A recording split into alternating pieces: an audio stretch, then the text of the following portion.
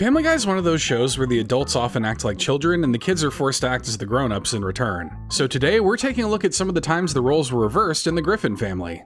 Starting with the time Peter and Lois challenged Meg and Chris to walk in their shoes for the day and trading places, only to realize their kids look like track stars compared to them.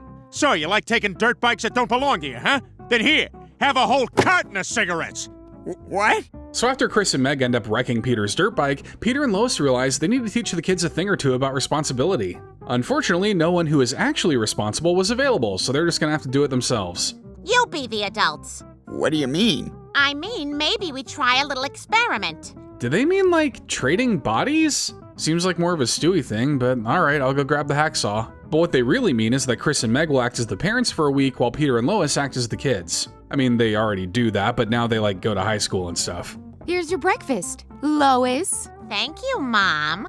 It's too bad Stewie and Brian aren't getting in on any of the fun, but I also wonder what they would even do. At least they'd both have new places to poop. You know, Brian, you and I should do... No. Okay, just it looks fun. So Chris takes over Peter's duties at the brewery and does such a good job that it actually impresses Angela, which is extra impressive considering Peter killed her hope to ever be impressed again. But you're actually doing good work. Well, it's a lot easier than high school, I'll tell you that. I mean, if it's a job that Peter can do, I would assume it's pretty easy. I'm not convinced Peter isn't just doing color matching games on that computer screen half the time. And Chris isn't the only one thriving, as Meg managed to make dinner feel like a 5-star restaurant experience rather than a prison block lunch line like when Lois is running the ship. What about all the housework? I did it in like an hour. I don't understand why you're such a freaking martyr all the time. Well, I bet Meg hasn't downed a whole bottle of wine by herself yet. That's kind of a crucial part of Lois's whole routine. But on the other side of the fence, being teenagers isn't as cool or fun as Peter and Lois remember it to be. Being 40 might also have something to do with that. 3 girls I don't care about made me cry in the bathroom. Yeah, you should have known it was game over walking into a high school with even the slightest hint of crow's feet or cellulite. It's like dangling a piece of meat over a shark tank. So, chalking this up to kids 1, adult 0, Peter and Lois decide to call the whole thing off. That's not gonna work out, Dad. Why not? Because you don't have a job anymore. It's a father's worst nightmare the day their son overtakes them as the man of the house. I always thought it would have been a more bloody affair with these two. Kicking your dad out of his job just feels dirty. Hey, I forget, were you in for this or not? Unfortunately not, but we'll save that for another episode. So Chris settles into his new role as breadwinner, only for the crushing weight of adulthood to start slowly weighing him down. Early night, Griffin? Well, actually, it's 8 o'clock. Well, did you finish all the accounts payable and the accounts receivable? Angela, you're just speaking in tongues now. So Chris ends up getting roped into doing even more work for the company and probably isn't making overtime either. But don't worry. Once a month, the company orders a single pizza that you have to split with 20 employees. Doesn't that make it all worth it? Angela said that the spreadsheets I presented were beyond the projections for last quarter. Oh, is that good? You know what? Never mind! And here comes the downward spiral. Corporate America will kill the unprepared, and unfortunately for Chris, it's a slow and agonizing death. But hey, 5 days of PTO that doesn't roll over into the new year, isn't that cool? What are you looking at? I can fight you both. You don't know what I go through every day. Well, the next day, Chris suffers a heart attack, which effectively ends his time as the head of the household. It's a rude awakening for everyone, but at least there's a heartfelt and enlivening takeaway from all this. I guess what we all learned is that no matter who you are or where you come from, life is a terrible thing. But all 4 of them would either regress or evolve into young parents when Peter and Lois move into an apartment to impress their new friends in Young Parent Trap. Yeah, new parents like us have to stick together. Yes, we do, because we're very young. So this nice, possibly blind couple mistakes Lois and Peter for young parents, and in order to keep up the facade, they go as far as moving into a hip new apartment, leaving Chris and Meg to fend for themselves. This is calamari. This is my placenta. Are you listening? You're gonna wanna watch where I point. Is she just keeping that placenta for a rainy day? I don't think there'd be a day rainy enough to make me want to eat that. But eventually all the food runs out and Meg and Chris decide it's time to beat their parents at their own game. I'm Dylan, and this is my wife, Dylan. Oh, same name couple, that's the dream. I know I'm just a talking clam at the bottom of the ocean, but have better dreams, man. And as it turns out, Chris and Meg are much better at pretending to be young adults than their parents. Probably because new technology doesn't frighten them like a mouse frightens an elephant. Lois, why don't you take a photo and airdrop it to us? Of course Lois is frightened. That sounded less like a sentence and more like a devil's incantation to her ears. But the easiest way to weed out the old people is to take them to a music festival in the desert. Just the walk from the parking lot to the venue is enough to age them like 40 years. Oh my God, what are we doing? Peter just crapped in the parking lot. We can't do this. Yeah, leave being young to the young folks. While this is a time of Lois and Peter looking into a world they can never truly be a part of, this is like looking into the future for Chris and Meg. Somehow we always knew they'd wind up married, whether we liked that idea or not. And when the family accidentally leaves Stewie behind and Baby not on board, the little guy's left to wrangle with adulthood if he wants to survive. Lois? Where the devil is everyone? So when the family takes a road trip to New York, they end up leaving Stewie behind Home Alone style. At least he doesn't have 2 burglars trying to kill him. Though I think Stewie would skip the booby traps and just go straight to disintegrating them. But like with Kevin McAllister, being alone seems to have its perks at first. That must be the sugar. Oh God, that's good. It really is a day of firsts. Stewie's first time home alone, his first soda, his first sugar rush, his first sugar crash. They grow up so fast in the span of 30 seconds. But there are things Stewie just isn't fully prepared for, like changing his own diaper. Of course, how hard can it be? You just unfasten these things, then lay back with your legs in the air and let nature do the rest. I think I speak for all of nature when I say you can put your legs down. You're just letting the stink seep into the atmosphere, and it's only a matter of time before the nearby plants start turning brown and die. But we can't let nature do all the work, and Stewie realizes he'll have to start providing for himself. Well, Rupert, we're out of food, diapers, and just about everything else, which means I've got to get a job. Finally, Stewie's contributing to society. After all, somebody's got to clean those toilets. Not me, though. I'm doing something else. But you know, thank you for your service. The only part of the floor that didn't have poo on it was the part that had a baby on it. Child labor laws be damned, Stewie tries to make a living at McBurgertown, but apparently they have an issue with you getting high off their supply. Shawanda said she saw you sneaking food. What? Look, there's no way you're selling enough of those fish sandwiches. Stewie's just helping you not waste your very gross product. If anything, you should be thanking him. But Stewie just ends up getting fired, which means it's time for desperate measures. I'm jobless, there's no food left, I'm out of diapers, and I'm down to Meg's last hat. And yet something tells me that hat doesn't smell any worse now than when Stewie found it. Luckily, the family eventually comes home, meaning Stewie doesn't have to be an adult just yet. Somebody in this family has to, though, because it sure as hell isn't going to be Peter. Do you have any idea?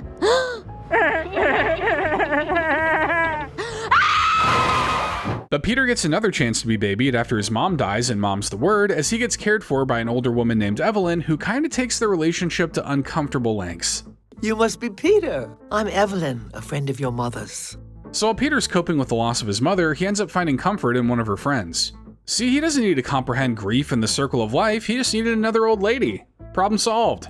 But don't you think it would be easier if you stood on the floor? Yeah, but when I baked with my mom, I always stood on a chair. She was probably hoping he would fall and she could collect some kind of insurance money. Just those motherly things, you know? And Evelyn seems pretty content with coddling Peter, listening to his memories of his mom and his childish jokes. What newspaper do cows read? The New York Times. That's very clever, Peter. No wonder Peter's mom wanted to get out of here. His jokes suck. But it's clear that Peter'd been yearning for a motherly figure in his life, so who can blame him for making up for lost time? Evelyn, tell him how many sodas I combined at the movie theater. 2. It was more than that. She fell asleep. But there's a certain kind of relationship Peter has with Evelyn that he never had with his mom. And I think I speak for all living creatures and even the inanimate ones when I say thank God for that.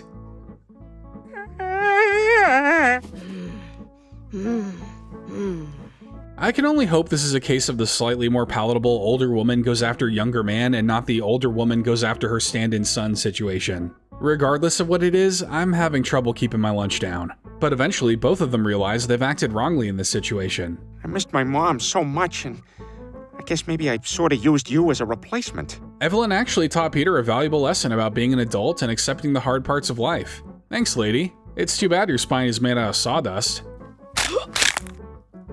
Evelyn? Evelyn? But Peter would do a similar thing even when his mother was alive, returning to being a child when Tom Tucker starts dating his mom and Mother Tucker. Holy crap! We'll have more on these new developments after this. So after Thelma ends up leaving Francis, she decides to get busy with Tom Tucker. Nothing like having a new dad your own age. At least Peter would probably have more luck connecting to this one. But kids usually don't want new dads, so Tom has to try to relate to Peter. I heard you like milkshakes. Oh boy, do I! Let's go get ourselves a shake, huh? Yeah!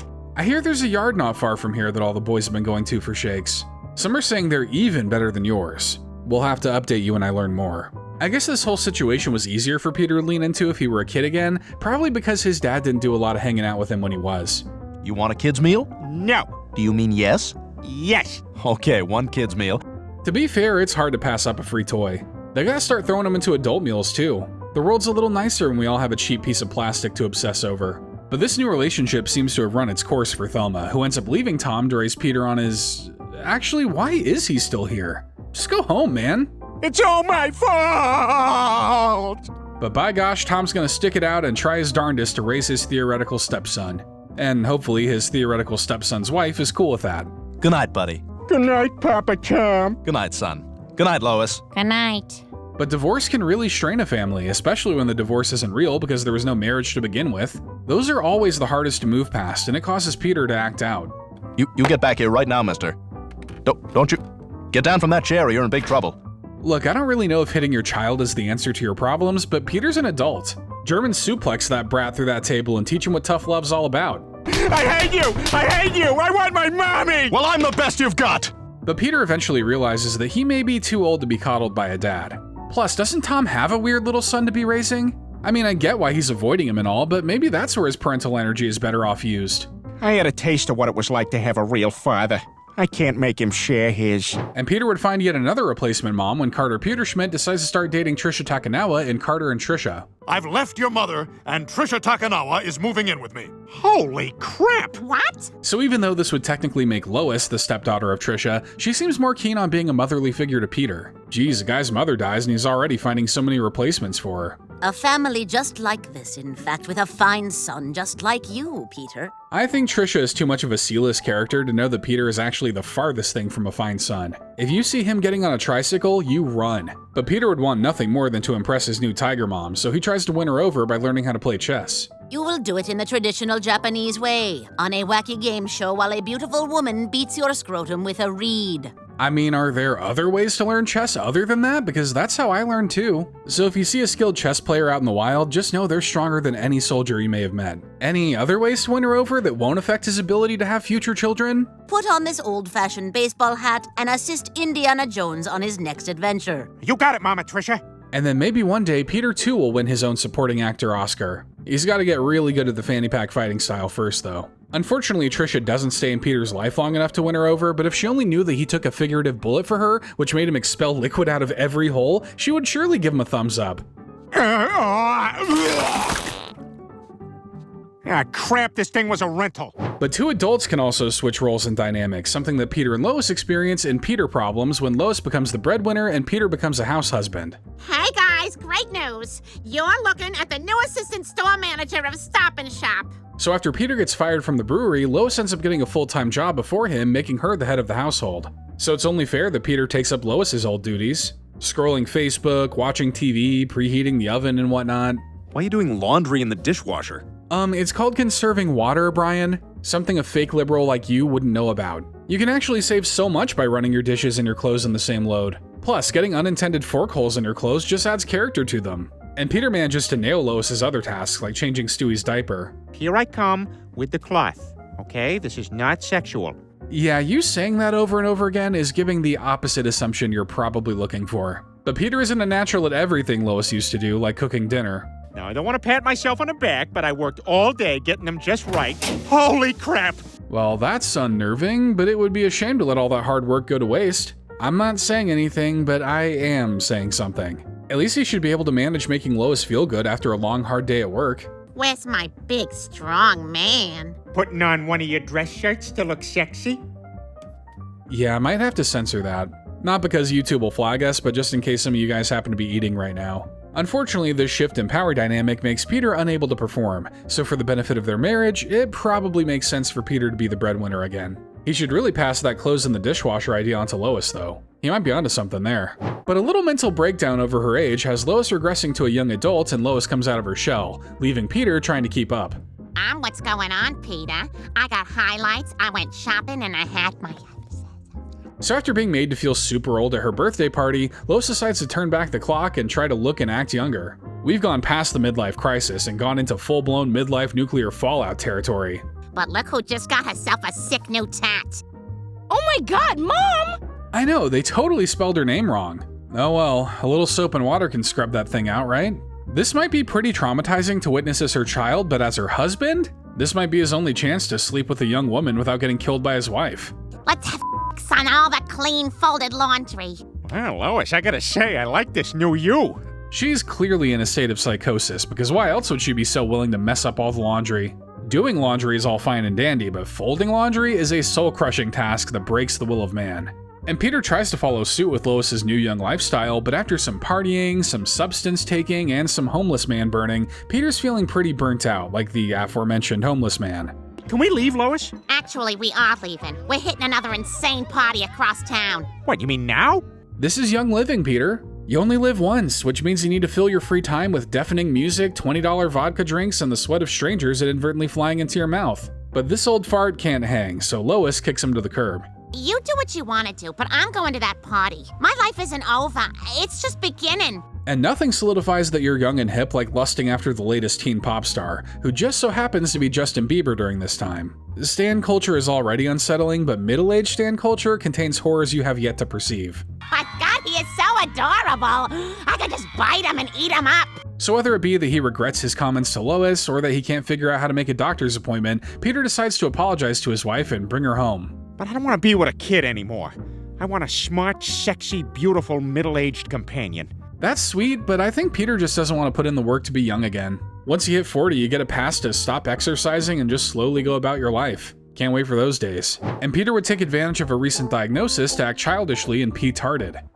Peter, according to this, you're not a genius. In fact, you're mentally retarded. So yeah, suffice to say that Peter's IQ test results don't come back with flying colors. And the colors are way outside the lines, but that's besides the point. While this doesn't have to affect his life, Peter still feels the need to get the word out there. I'm just calling to let you know, you might want to get yourself tested. Now, to be clear, we are not dunking on a guy for having a mental disability. However, we are willing to go open season on a guy who knows better and yet uses his supposed disability to get away with anything. You're Peter Griffin, the retarded fellow. Yeah? Oh, well, then don't worry about it. So Peter takes this opportunity to go full-on child-brained, passing himself off as someone who doesn't understand the consequences of his actions. This is a guy with a car, a mortgage, and 3 children. I think he's figured out just enough that he could probably go to jail for some of this. Sorry. Oh, that's okay then. Don't know any better. He's got the energy of a kid who's never been disciplined at home. You know the ones. The ones that gotta have their own birthday cake at someone else's birthday party so they feel special. Despite what he says, he does know better, but when else is he gonna get the chance to wreak havoc without consequences? Done! Peter! What? I don't know any better. But Peter's carelessness eventually causes some real damage when he uses his situation to try to take a fry cooker from a restaurant. The fryer later. Oh, I am so taking this. It's too bad she can't legally get mad at him. So even though he managed to live his life normally for years before this diagnosis, Peter took it upon himself to childishly use it to get away with anything. With or without the disability, you still kinda have to earn people's sympathy. And Stewie would go from child to providing and loving husband when he decides to get himself a mail-order bride in the marrying kind. I had no idea marriage could be that beautiful. There really is somebody for everybody. Well, Stewie doesn't want to wait for that special someone when he can just buy one online. So he orders himself a mail-order bride named Zalata. Now they'll have to tell their kids their meet cute was her popping out of a UPS box. I'm going to be your husband. Zlata. We're such each other's forever people. I'm pretty sure that was a contractual requirement when Stewie bought her. Are mail-order brides even a thing anymore? It definitely feels like you'd be getting catfished like 99% of the time. She wanted to leave, I had $200. Boom, we're each other's forever people. For $200? That seems shockingly low. Don't tell me Stewie was looking for his soulmate in the bargain bin. But now that Stewie's married, he's gonna have to start providing for his new family, so he gets himself a job at an enterprise car rental. I just left my car in stall 4. Perfect, I can take it from here. Okay, great, and I apologize, but my son threw up in the back. Nothing to worry about, that's all part of the enterprise guarantee. You sure you don't want to drop a number 2 in the back before you head out? And usually there's a guy to clean that, but it looks like Stewie's gonna have to be that guy. Anything for that barely livable wage. I accidentally barfed in my car. They told me I could leave it here. Yeah, I'll clean it. Thanks. I gotta catch my flight. Well, it's a living, but I don't know, death is looking pretty cozy compared to this. At least after a long day, Stewie can kick back and unwind with his wife and their couple friends they met, somehow. I'd actually recommend that first cab there. Sound good. I love cab. That second cheapest one sounds great too. Look, if he's gonna keep the bottles of wine flowing, sure, I'll listen to a baby married to a woman who was shipped in a box talk about the intricacies of the car rental realm. 1 check fine? 15 on this, the rest on theirs. But things aren't as loving and magical as they might appear, as it seems like Zalata and Stewie are going through a bit of a romantic rough patch. I wonder if Stewie's just trying to keep her from landing on a government list. Babe, no, I'll show. What's Kate up to this week? Kinda doesn't feel like you're getting your money's worth, Stewie. It's like buying a brand new car and then leaving it sitting in your driveway. You gotta run that motor, and Zalata isn't happy her motor isn't being run. We watch show later. And we sleep when? There's just only so many hours in the day, you know? Stewie, if you're anything like your father, this is probably only gonna take like 30 seconds. But if Zalata isn't gonna have her needs satisfied, she'll just find someone who can. Hey, Stewie. Ryan? What the hell? That's my wife, man! Get off her! Zalata really didn't have any good options to choose from in this house, huh? I can't tell if having relations with a baby or a dog is worse, but I just know both options make me want to throw up in the back of an Enterprise rental car. I honestly didn't think you'd care. It's not like you're having sex with her. I know, right? Yeah, but that's his wife to do nothing with. He paid the $200, so unless Brian happens to have $201, this is a pretty big betrayal of trust. But maybe an arrangement can be made that satisfies all parties involved. I want you to have no ties with my wife. But that's it. Stewie sure drives a hard bargain. I guess it helps that Brian also has something hard he wants to drive. But I guess it doesn't end up working out because Zalata ends up leaving. But Stewie would instead try marrying someone his own age when he rekindles his relationship with Olivia Fuller in Chick Cancer. Olivia? Hey! Stewie? Oh my god! So when Stewie runs into his old flame, he tries to restart the relationship, but Olivia's looking for someone a little more mature. She just needs to avoid those problematic age gaps. A 4-year-old would be pushing it, but a 5-year-old is way too old for her. You're sweet, but since I moved to Hollywood, I've done a lot of growing up. I'm dating more sophisticated men now. Which is just Hollywood code for a guy who spends the entire day in Starbucks writing a screenplay no one will ever read. Hey, Brian may just be up her alley. But Stewie can be more mature. All it takes is a little dog hair and some glue. A classic recipe. What the hell are you doing? Not much really, just me and my pubes. Hanging out. Incredible. I've never seen a happy trail that goes from the chest all the way down into an underpants forest. Stewie's operating on levels of manliness never before seen. But Brian tells Stewie that this isn't a way into a woman's heart and shows him how Quagmire does it. Because the heart is definitely the part of the woman he cares about the most. You're a sick man! Hey, keep it down. I don't want my neighbors seeing a fat old dirty screaming at me on my front lawn. Yeah, I have no clue what Brian was expecting Stewie to take away from here. At least that's probably one of the more normal one-night stands for Quagmire, if you can call anything about that normal. But Stewie deduces that if he wants Olivia to date him, he's just gotta be mean to her. You see, I thought you were Ray Liotta because your skin has the texture of a decorative autumn squash. Hook, line, and sinker. I bet this had all the kids on the playground calling their crushes vegetables and asking their parents who Ray Liotta is. But Stewie drops the mean act on their date, and the two actually end up having a good time together. I can't think of any place I'd rather be than right here, right now, with you. So the two officially become an item, which means they get to do couple stuff, like going to parties where you don't know anyone and getting jealous of every guy you see. Why don't you and I go get some punch? Oh, actually, would you mind getting some for Victor and me while we catch up? Ah, the honeymoon phase of a relationship, where you're in love with them the most but also think they're out to cheat on you at any given moment. It's a wonder anyone makes it in a relationship with how our brains work, but Stewie remembers that old parable. If he likes her, then he should put a ring on it. I, Stewie, take you, Olivia, to be my lawfully wedded wife. Well, I don't think that bear is actually ordained, but I guess when you're going to be living in a cardboard box, the specifics don't really matter. So the two settle into domestic life, which also comes with its own domestic struggles. Oh. What? No, it's nothing. Just had Play-Doh spaghetti last night.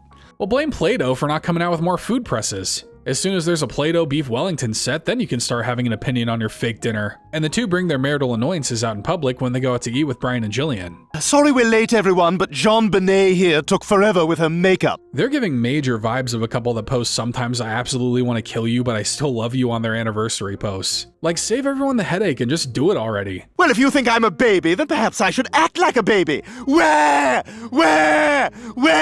But everything comes to a head when Stewie returns home to see Olivia playing with Silly Putty with another boy. I've seen people killed for much less in my days. Oh, Stewie, I thought you were at Chuck E. Cheese with your mom. No, a 4-year-old died in the ball pit. Well, that sucks, but at least his death leads to something positive. Catching your pretend wife possibly cheating on you. You should tell the kid's parents. I'm sure that would comfort them. This isn't how I wanted it to end. But you did want it to end. You've made that perfectly clear. But that's just how some adult relationships go. Better to learn that at 1 rather than when you're older. But Stewie would have to form a domestic partnership of sorts with Brian in order to effectively watch Meg and Chris while Peter and Lois are gone in North by North Quahog. Brian is in charge while your father and I are out of Cape Cod. I'll take good care of them, Lois. You guys have a good time. So Brian's supposed to be fulfilling all the parental duties while the parents are away. He's supposed to, but only if he really feels like it, you know? I'm not gonna change you. What? I said I'm not gonna change you. Well, you can't be serious. Well, what if I make a fudgy? I would say do what other fudge handlers do and just pack it in. Looks like you got a weekend of prairie dogging ahead of you. Unfortunately for Brian, Meg and Chris proved to be a little harder to wrangle. Chris, cut it out! Brian, Chris just picked his nose and he keeps touching me with his finger. And you can't just neglect them like the baby. Stewie will poop in his pants, but Chris will fling it. Surprisingly, Stewie seems to have some pointers for Brian on how to parent better, but he's not giving them up without a favor. How does it smell, dog? Does it smell like servitude? Half torpedoes, fire! If you want to get ahead, you sometimes gotta have a little pee on your face. I'm pretty sure that's an old saying. So let's see how things go without Stewie's guidance. Chris, give Meg her hat. I don't have to listen to you. You're a dog. You don't have a soul. Chris is just going straight for the jugular on that one, huh? But Stewie manages to convince the dog to put a little bit more bite in his bark. Hey, knock it off! And he didn't even have to bring out the belt or the flip-flop. There are, believe it or not, ways to parent children without catching a battery charge. But their pairing seems to work, as they even extend their parental abilities to chaperoning the school dance. Oh, how I envy them, dog. They've got their whole lives ahead of them. Yes, Stewie's pretty fond of his younger days. You just don't get a good view of the world at 6 months old, but once you turn 1, you never stop thinking about how you could have done things differently. But something they could have done differently is keep a better eye on Chris, who's currently drinking in the bathroom. Well, okay, maybe just 1 sip. Christopher Griffin, is that alcohol? Dang, buddy, is that how you always enter a bathroom? Hope those stall doors have pretty solid hinges. So since Chris was seen with the bottle, he's the one who obviously gets in trouble. But they should all be punished for torturing themselves with vodka. There's way better liquor out there than that. Did you think you were cool? Did you think you were grown up? And in traditional parenting fashion, Brian and Stewie decide to punish Chris despite the fact that he's innocent. Better scare him out of doing it again anyway. You would not believe how popular bathroom drinking is in some states. If your teachers ask about your bruises, what do you tell them? I got hit by a baseball! Specifically one of those kinds of baseballs that leaves a mark that looks like a human hand. Must be one of those MLB regulation balls. But at least Brian and Stewie have some semblance of regret about it. Do you think we were too hard on Chris tonight? What? Oh God, no. No, I don't think so. So Stewie and Brian go to talk to Tom Tucker since it was his son who brought the alcohol, but he doesn't believe his sweet mutant boy did anything wrong. But it's clear Jake Tucker has a streak of poor behavior, so Brian decides to leave them with a streak of his own. Look at this. Stop that. Oh yeah, you don't like this. Stop huh? it. Yeah. Stop doing that to my carpet. Unfortunately, other parents can't really do something about someone else's kid. Is exactly what a quitter would say. Luckily, Stewie and Brian have been parenting long enough to know just what to do. Let's plant drugs in his locker. Oh my God, that's a great idea. Yeah, thought you'd like that. Well, everyone has their own parenting styles, and Brian and Stewie make quite the parents. It's too bad it was only for a weekend. I'm sure Stewie really loves sharing the bed and wearing a bonnet. And Peter would learn to fear Lois like she was his mother and doggone when his and Quagmire's attempts to make Kool-Aid go horribly wrong. Hey, let's make some Kool-Aid. No, we gotta wait for Lois to do it. No, we don't. I know how to make Kool-Aid. No, Quagmire, we're not supposed to. And then Quagmire just runs away from the scene of the crime. Remind me to never rob a bank with that guy. And remind me not to rob a bank. They don't have real money there anymore anyway. And of course, when Lois comes home to find a mess, Peter acts like a child. You come out here right now! Bonnie's way cooler than you. Joe has computer games. That's not the only instance of Peter being a child in this episode either, as he acts like a total older sibling to Stewie when they're on the swing set. Daddy, I want to turn on the swing set. No. But you've gone for 2 turns. Get lost. But everybody's gangster on the swing set until you do too big a jump and break your face. It's not exactly nice to see children get hurt, but a man-child? That's just the gift that keeps on giving. Ah! Get Mom! Mom! Mom! And since Peter is mentally a child, that means he probably shouldn't be handling scissors, or else you get what happened in Road to Vegas. Peter, what do you have there? Give me the scissors. I was just gonna make some masks. If Peter even manages to reach the speed of a brisk walk, those scissors are 100% going right through some part of his body. If he's lucky, maybe they'll jab him in the brain and straighten his brain out. Scissors are jerks. And I'm an owl. An owl bleeding all over the floor. Maybe that nonsense flies in the animal world, but not in this house of normalcy where a dog and a baby are trying to teleport to Vegas. So it's clear Peter can't be left alone, especially in public, because he's got no idea how to find his family, like when he got lost in Halloween on Spooner Street. Are you okay? No, I came in with my wife and now I can't find her. This might have just been Lois's slick way of trying to get rid of him. Unfortunately, I don't think 40-year-old men are prime kidnapping targets. Yeah, Lois is gonna be mad, but at least Peter got a sick balloon out of all this. That's like winning the lottery for a kid, and a guy who has the brain of a kid. Oh, for God's sakes, Peter. Yay, Lois! But Peter would try to get away from Lois when he threatened to run away from home after she sabotaged his getting a new brother and brothers and sisters. I'm running away! Why? Because you took away my brother!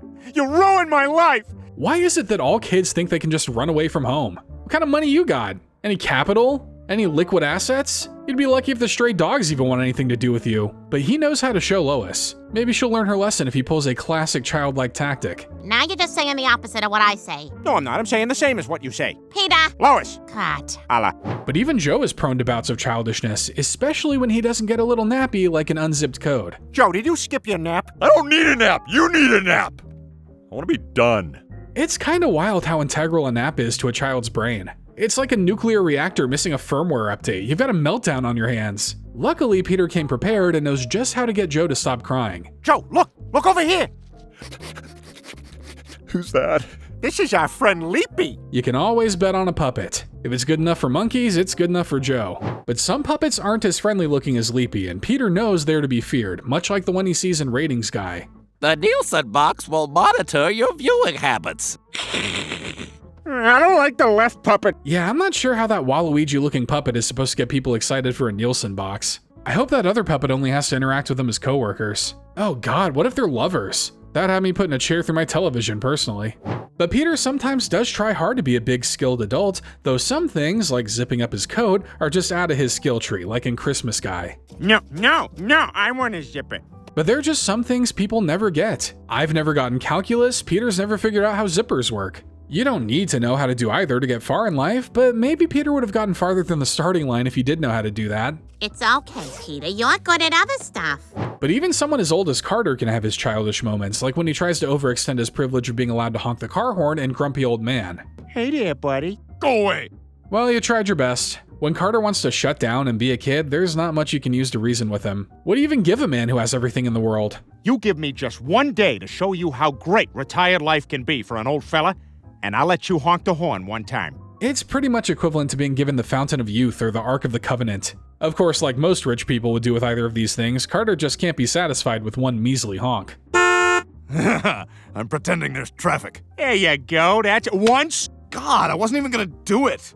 But when Peter gets immature, he sometimes manages to drag others into acting the same way as him, which happened when Brian wanted to embrace his idiocy in Our Idiot Brian. Why did I ever think you were smart? So after Brian takes a test for Meg and fails, he realizes he might not actually be as smart as he once thought. He is also the very last person to come to that conclusion. This proves that you're stupid. Proves it empirically. That means it's verified. I know! Yeah, me too. Glad Stewie could clear that up for him so I could continue to laugh at him. But why should Brian let his low intelligence keep him down? Peter's been raw-dogging life as an idiot for years, and he seems like a pretty happy guy. Now, Brian, being a dumb guy's not so awful. I'll show you. Come on, you're spending the day with me. Peter's kinda like a guru that can help Brian open his third eye. But considering they're both dumb, their third eye isn't really metaphorical, and I do not want to see them try to open what they think is their third eye. Don't look directly into it, or it'll steal your soul. What, do you think you're better than me? By the way, a huge part of being an idiot is constantly accusing people of thinking they're better than you. So Peter shows Brian the ins and outs of being an idiot, and it's not long before Brian's reduced to a meathead teenager. Now the best use of his head is for crushing beer cans and plowing through drywall. I knocked your kid over to get a hot dog. What, do you think you're better than me? You think you're better than me? We'll never know who's better than who, but rest assured, you're probably better than every person you see on screen. And after enough time hanging out with Peter, Brian seems to have whittled his brain cells down to a number you can count on one hand. My boy Peter and I are watching this Sandler movie, That's My Boy. You gotta come check it out, man. It's amazeballs. I'm not sure if I have to hold your hand on this, but if you're saying amazeballs into your adulthood, it may just be over for you. Your mind has been permanently eroded by Le Epic Bacon. But it turns out this change in his attitude isn't just a choice, it's an actual medical condition. I'm sorry to inform you that Brian has a brain tumor. Well, that doesn't change the fact that he was still stupid before the tumor. But now he's medical grade stupid. People have tried for years to fry their brains to reach this state of nirvana, and Brian just did it in a matter of days. I'm never going back to my old self. I rock like this. I'm legit. I'm uber. I'm awesome sauce. Oh, okay, so he's terminally dumb. So Brian refuses to get the tumor taken out of him, preferring his new blissful way of living. Unfortunately, Brian's stupidity seems to literally erode everyone else's brains while he's around, so Stewie has to trick him into getting the surgery done. You want to go see Dr. Hartman and get that procedure where you get 2 wieners? Whoa, hell yeah! Sure, it might be a HIPAA violation, but it's for the betterment of society, which means you can just ignore the laws that say you can't do that.